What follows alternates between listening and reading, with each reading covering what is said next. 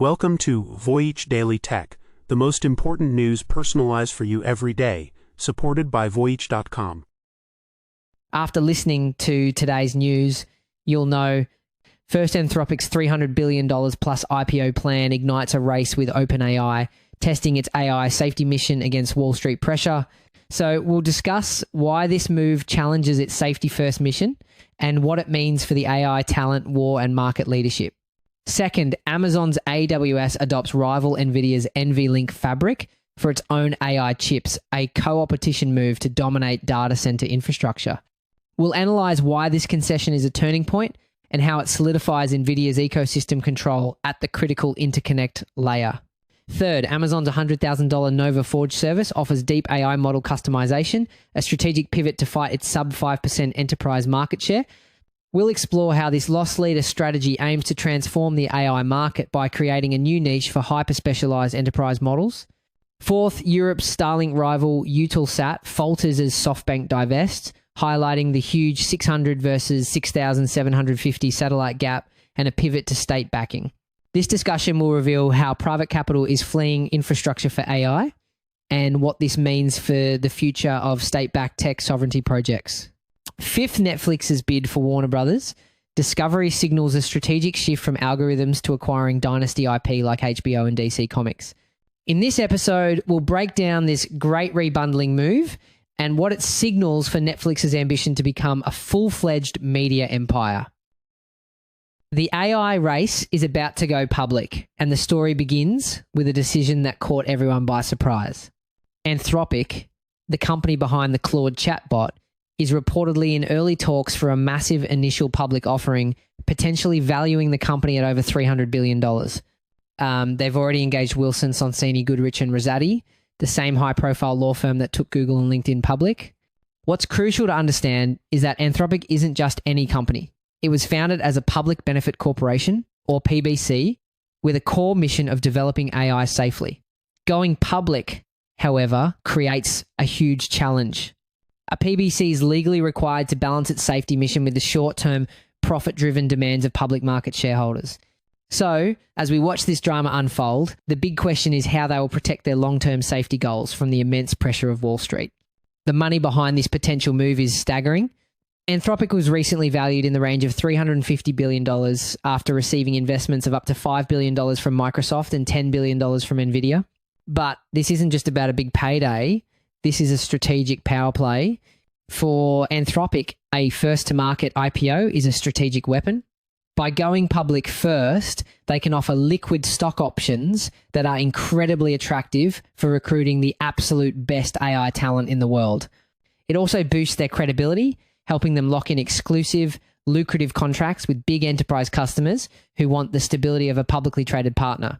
This is how they can start to control the public narrative and position themselves as the leader in the field. To prove they're serious, Anthropic is expanding aggressively, announcing a $50 billion AI infrastructure build-out with new data centers. They've also tripled their international workforce and hired a former Airbnb executive who is a key player in that company's own 2020 IPO. This all sets the stage for a direct race to the stock market against its main rival, ChatGPT maker OpenAI. While OpenAI recently closed a share sale at a stunning $500 billion valuation, its chief financial officer says the company is not pursuing a near-term listing. Now, you might be hearing that $500 billion number and thinking, how is that even possible? In reality, investors are using new non-traditional metrics to justify these massive valuations. They're looking at things like model performance on specific benchmarks, the sheer number of parameters in the AI, and how many developers are adopting the technology. It's a bit like the dot-com era's focus on eyeballs or user counts, where future potential and market influence are valued more than immediate profit. That statement creates a massive opening. According to reports, investors are enthusiastic, seeing a potential Anthropic IPO as a chance to seize the initiative from OpenAI. The race isn't just about who has the better technology, it's now a high-stakes battle to see who can capture the market and investor confidence first. Speaking of the high-stakes AI race, the battle for the underlying hardware is just as fierce. Amazon's cloud unit, which has been building its own chips to compete with Nvidia, just announced it's adopting its rival's core technology. A while back, We talked about big clouds pouring billions into custom silicon to reduce reliance on Nvidia. Today's twist is that even as AWS doubles down on its own chips, it's leaning on Nvidia for the piece that ties everything together. Now, this is a classic case of what industry experts call co-opetition. That's when fierce competitors are forced to cooperate because one of them holds a piece of technology that is simply too good to ignore. Continuing our last discussion about second source strategies, this is that idea in action, except the cooperation here sits right at the interconnect layer, where switching costs are highest. AWS will integrate a technology called NVLink Fusion into its future AI chip specifically. Its next-gen Trainium 4 parts. This isn't just any tech. NVLink is described as one of NVIDIA's crown jewels, the secret sauce that creates ultra-fast connections between processors. We previously analyzed how specialized stacks like Google's TPUs create their own performance advantages. Today, the focus shifts to the fabric itself becoming the battlefield. And the reason this is so critical is the sheer speed involved. To put it in perspective, NVLink provides up to 7 times the bandwidth of the standard connection technology you might find in other systems, called PCIe Gen 5. Think of it as upgrading from a small country road to a 7-lane superhighway for data. This is what makes training massive AI models possible at the speeds the industry now demands. This move comes as other major chip firms like Intel and Qualcomm have also signed on to use NVIDIA's technology. We previously framed second sourcing as a crack in NVIDIA's armor. The latest development is NVIDIA turning that crack into a moat at the interconnect layer. Here's where it gets interesting though. The announcement was made at the same time Amazon is rolling out its own brand new servers. These new machines, built on a chip called Trainium 3, deliver a staggering 4 times the computing power of the previous generation, all while using 40% less energy. As we noted a while back, cloud growth is being throttled by compute scarcity, so differentiated silicon like this is the lever to unlock demand. That 40% less energy claim sounds fantastic, but it's worth taking with a grain of salt. After all, the AI hardware industry currently lacks mandatory standardized benchmarks for energy consumption. Groups like ML Commons are trying to create them, but participation is voluntary. This means companies can make these impressive sounding claims without providing independently verifiable data, a critical point to remember when considering the true environmental cost of the AI boom. And remember, a while back we pointed out how TPU v4s could train certain large models faster at much lower wattage than top NVIDIA GPUs, given the data center power crunch we discussed. That's exactly why rigorous comparable energy metrics matter. So why would a company making such massive leaps in its own hardware turn to its biggest competitor? Because in the high stakes race to train massive AI models, speed is everything. The ability to link thousands of machines together seamlessly is the critical bottleneck, and NVIDIA's technology is the key to unlocking it. Previously, we talked about cross-cloud links, letting customers mix hardware stacks, train on TPUs, deploy on AWS. Here, the mix and match happens inside the data center fabric itself. Believe it or not, what we're seeing is NVIDIA's true long-term strategy in action. It's not just about selling the best chips. It's about making its proprietary interconnect technology, the NVLink, the default standard for all AI data centers. By controlling this fabric that ties everything together, NVIDIA creates a powerful lock-in effect, making it incredibly difficult for customers to switch away from its ecosystem. We've said before that second source strategies could weaken NVIDIA's grip. The latest development is that the grip may simply shift from the chip to the fabric. NVIDIA's CEO Jensen Huang framed the deal in epic terms, stating the two companies are creating the compute fabric for the AI industrial revolution. This all points to the central power struggle in the tech world. An AWS executive went on the record stating their strategy is to compete with rivals, including NVIDIA, based on price. That echoes what we covered a while back about multi-cloud connectivity. Make it easy for customers to choose the best path per workload, not a single vendor. So the thing is, Amazon is playing the long game to become the Switzerland of AI. The idea is to provide the best, most reliable, and most affordable infrastructure, the picks and shovels of the AI gold rush for everyone, including companies that build models which compete with Amazon's own. By being the neutral platform, they can win business from all sides. And as we mentioned a while back, that neutrality ramps up pressure on Microsoft to bolster its multi-cloud story so customers don't get pulled into an AWS Google split for training and deployment. He said they need to prove they have the right performance at the right price point to win customers over. This partnership reveals the complex game being played. Amazon is trying to lure customers away from Nvidia with better price, performance on one hand, while simultaneously admitting it needs Nvidia's best tech to compete at the highest level on the other. In other words, customers get more viable second sources on compute Trainium TPUs while Nvidia tightens its hold on the connective tissue. This isn't just a partnership, it's a strategic concession. It demonstrates that even for a titan like Amazon, which is making its own massive strides in AI hardware, the path to the future of artificial intelligence still runs directly through Nvidia, especially at the fabric layer, even as AWS pushes Trainium 3 now and Trainium 4 next. While Amazon is making these huge strategic moves in hardware, it's also launching an aggressive new play in the enterprise software space. Amazon just found a way to let companies extensively customize their AI, and the price tag is an absolute bombshell. $100,000 a year, but that $100,000 fee, however, is just the ticket to get in the door. It's a classic loss leader. It's deceptively low because it doesn't include the single most expensive part of the process, the raw computing power. The real multi-million dollar costs will come from the massive infrastructure needed for training and running the AI. And this is important because while building a model from scratch can cost up to $200 million, the compute power needed for this kind of customization can still run into the tens of millions. Amazon is betting that once a company is hooked, they'll be locked into the AWS ecosystem for the really expensive part. The new service is called Nova Forge, and it lets big businesses bake their own secret data into Amazon's AI models earlier than ever before. So what does earlier than ever before actually mean? Well, this is the core innovation. Usually companies take a finished AI model and do something called fine-tuning, which is like teaching an educated adult a new specific skill. What Nova Forge claims to do is let companies inject their data mid-training. This is more like sending a brilliant teenager to a specialized academy. It allows the model to build its core knowledge around a company's private data, not just layer it on top.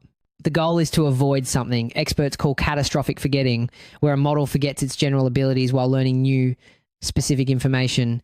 The pitch? It's a shortcut to a bespoke AI that could save them hundreds of millions or even billions compared to building one from scratch. But this raises a huge question for any business diving in. When you use your secret data to create this custom AI, who actually owns it? The research suggests that while the company providing the data generally retains ownership of the final model, it's not without risk. We have to talk about security. There are very real concerns about data contaminating the base model, or even worse, something called a model inversion attack, where a clever adversary could potentially probe the finished AI to extract the sensitive, secret data that was used to train it. But that's not the whole picture. The jaw-dropping number that puts this all in perspective is this. A recent survey shows Amazon's own Nova AI models have less than 5% of the enterprise market. They're getting crushed by rivals. Amazon-backed Anthropic controls 32%, OpenAI holds 25%, and Google has 20%. That's right. The most popular models on Amazon's own cloud service aren't even Amazon's.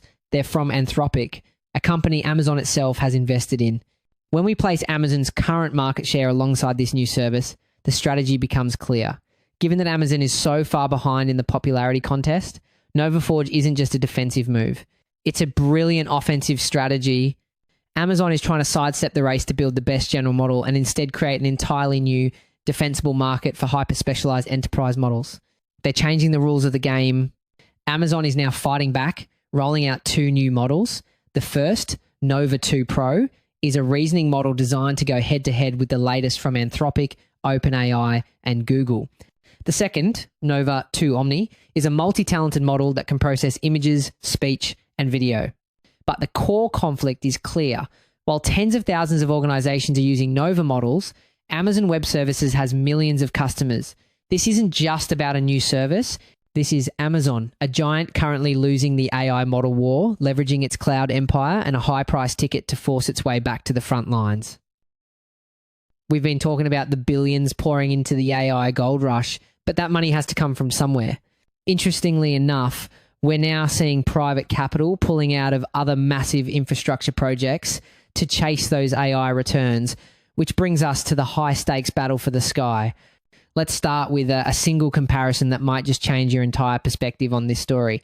The company positioned as Europe's answer to Starlink has over 600 satellites in orbit. Elon Musk's Starlink has over 6,750. The significance here isn't just about the number of satellites, it's about how they work. Starlink's massive constellation orbits at a lower altitude, around 550 kilometers, and the satellites can talk to each other using laser links. This creates a dense, interconnected mesh in the sky, resulting in super low latency or delay of just 20 to 40 milliseconds. Eutelsat's OneWeb satellites, by contrast, orbit higher up at 1,200 kilometers and for now lack those inter-satellite links. This means they rely on ground stations pushing their latency to 70 to 100 milliseconds for high-speed applications. That difference is a game changer. That company is Eutelsat, and it's at the center of a high-stakes battle for the sky. Positioned as a crucial piece of Europe's tech sovereignty, it just hit a massive wall of turbulence. Actually, calling it a simple pillar of European sovereignty gets complicated when you look at who actually owns it. Following its merger with the UK-based company OneWeb, Eutelsat has a very complex multinational ownership structure. Major stakes are held by entities from France, the UK, and even India. This is totally different from the nationally aligned models of the US-based SpaceX or China's state-backed projects. The web of international interests could make it much harder to act as a single, unified European champion. What really brought this to a head was the next development. Japanese investor SoftBank just sold around half its stake in the company, a move that sent Eutelsat's stock price plummeting nearly 8%. And when SoftBank makes a move, the market listens. Its Vision Fund is famous for making gigantic bets on what it believes are future winners. So when it aggressively pulls back from a company that's supposed to be a strategic champion, it sends a powerful signal. Many see this not just as a simple portfolio rebalance, but as a vote of no confidence in Eutelsat's ability to truly compete with Starlink. And this comes after an absolutely wild ride for the stock. Earlier this year, shares soared more than 600%. They have since dropped by over 70%. But the rabbit hole goes deeper. As private money pulls out, government money is pouring in. The French state recently led a 1.35 billion euro investment, becoming the largest shareholder with a roughly 30% stake. This signals Eutelsat is becoming less of a growth story and more of a strategic government asset. The situation presents a fascinating duality. We're seeing private venture capital, like SoftBank, chasing what it sees as the next gold rush, artificial intelligence. They are divesting from infrastructure to pour billions into AI, believing that's where the massive returns will be. At the same time, governments are looking at the same satellite infrastructure and seeing something completely different, a vital utility for national security, economic independence, and technological control. It's a classic battle between growth capital and sovereignty capital. Analysts say this is the real story. Eutelsat is carving out a niche in government, aviation, and emergency connectivity, while Starlink holds on to its massive scale advantage and dominates the retail market. This all boils down to one massive open question. Can a government-backed business-to-business centric strategy deliver attractive returns? And is Europe willing to keep writing checks at the scale required to even begin to narrow that colossal gap with Starlink? Speaking of competition between giants, another major player is looking to make a power move. But this time in the media world, a seemingly impossible collaboration could soon become a reality. The biggest name in streaming, Netflix, is reportedly trying to buy the crown jewels of its rival, Warner Brothers Discovery. You know, the streaming wars, which started with the promise of unbundling cable and giving you more choice, are now entering a new phase, the great rebundling. The market is getting saturated. In fact, US streaming subscriber growth slowed to just over 10% last year. This is forcing these giants to consolidate, to merge into a few dominant players, effectively recreating the old cable model. But for the streaming age, this isn't just a rumor. Sources say Netflix has submitted a mostly cash offer for the studio and streaming unit. This would give them control of everything from the entire HBO catalog to the Warner Brothers film library and all of DC Comics. But here's the twist. Netflix is arguing this massive consolidation would actually be good for your wallet, claiming a bundled Netflix and HBO Max would cost less than separate subscriptions. This is a direct attempt to preempt regulators who worry a deal would reduce consumer choice. This pro-consumer argument is a strategic play we've seen before, and it's important to look at the history here. As a comparison, when Disney bought 21st Century Fox, analysts warned that consolidating so much content under one roof would likely lead to fewer choices and higher prices down the line, not the other way around. These promises of cheaper bundles are often a short-term tactic to get the deal approved, but the long-term result is almost always less competition. And if you think that sounds strange, consider this killer fact. Sources familiar with the deal say the vast majority of HBO Max customers already subscribe to Netflix anyway. But the fight for this media empire is far from over. Other giants are in the ring. Paramount, Skydance, and Comcast are also bidding for pieces of Warner Brothers Discovery. One Bank of America analyst warns that if Comcast loses out, its Peacock streaming service risks being left behind and unable to compete in the global market. So, what is Netflix's ultimate goal here? The company is already the clear leader in subscribers. The answer, according to that same analyst, is that Netflix still lags other media companies on deep IP libraries. This is where the situation takes a more complex turn. The move is basically an admission that Netflix's original model, using data and algorithms to crank out a high volume of new shows, is less durable than the old school dynasty IP model. Think about Disney.